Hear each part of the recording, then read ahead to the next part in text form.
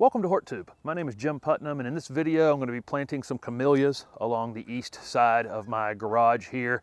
I've got one that's kind of outgrown the space that you can barely see in the frame. I shot another video about digging this one out and transplanting it later this winter. I'll link that video in the description of this video. It's just too close up to my driveway right there, but I am going to put 3 new ones in right here on the side. This is an absolutely perfect place for azaleas, camellias, or rhododendrons in the south. It's an east-facing wall. It's going to get lots and lots of morning light, and then it's going to be in the shade later in the afternoon. I had some old southern indica azaleas here that ended up head high in this space. I eventually had to remove them. They just got so big. I cut them down, and they grow so quickly that once they're established, that they were just outgrowing the space all the time. One consideration with azaleas and camellias and rhododendrons is they don't particularly like wet feet. I don't have a gutter on this side of my house right here, and so the water is going to dump off right behind where I'm planting these. Then I have a sidewalk directly in front of it. Trees cracked it up a little bit here, but it does trap water in here. So I'm going to be thinking about that when I'm planting these. If you have that, everybody has this on their foundation somewhere on the east or northeast corner of their house where it's definitely wetter than the rest of your foundation. Just be thinking about that when you're planting plants in those spaces. I will end up raising these up. The camellias I'm planting right here are Camellia sasanquas. Camellia sasanquas bloom in the fall. Camellia japonicas bloom pretty much after Christmas, early spring into middle spring is when they bloom. These are new Camellia sasanqua varieties from the Southern Living Plant Collection. This one right here is called October Magic Inspiration. It's absolutely beautiful. I went to buy one of these and they had sold hundreds of them. There were only just a few left for me to pick from. This is a beautiful plant. If you see this plant this fall, this one, it's absolutely spectacular. It's white in the middle and pink around the edge. The one I have in the middle here is called October Magic Rose. Really beautiful rose red color. The one down here on the end is called October Magic Orchid. It's also kind of white in the center and pink around the edge and a semi-double flower.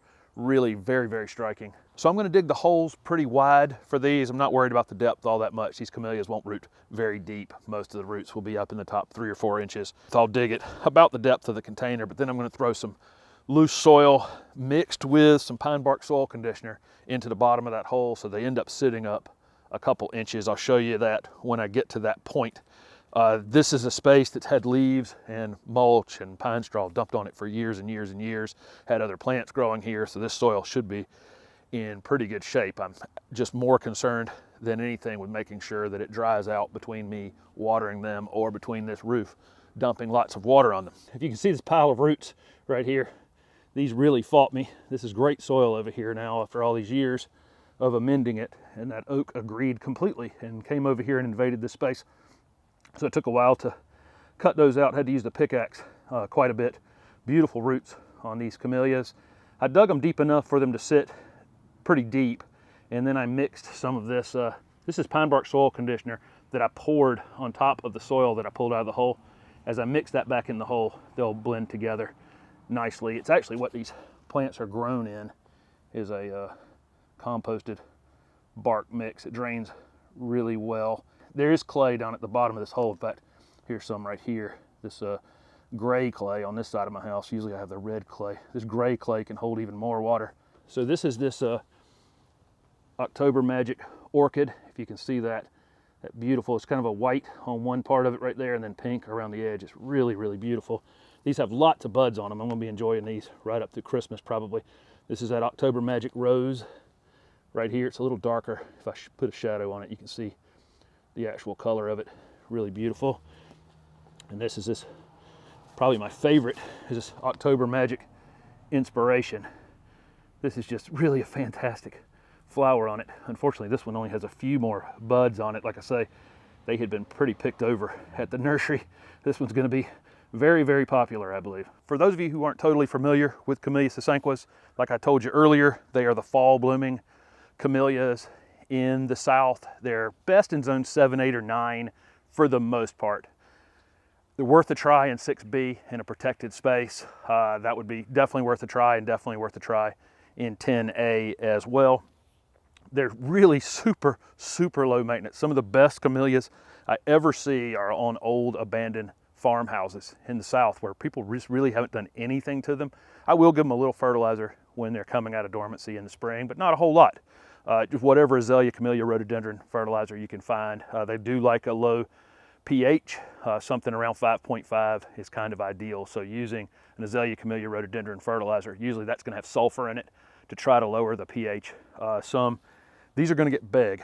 I only have them 4 feet apart. They'll definitely outgrow the spacing that I have here, and they'll come up right onto this window that's here behind me.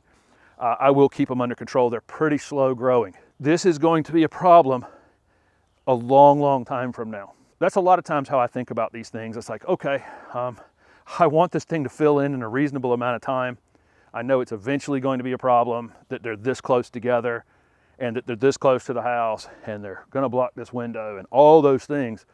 But this is more than 10 years in the making, so I'm just not concerned about it. I'll address it in 10 years and really, really get to enjoy them more in the meantime. So all I have left to do is kick this soil mix in. I'm going to throw any roots to the side that I still find in the pile of soil, get them tamped in, watered in well, and then I'm just actually going to throw my old leaves and things back around them for now. I'm going to mulch this whole side of my property in a few weeks, and in the meantime I'm just going to use the leaves as mulch, which works perfectly fine.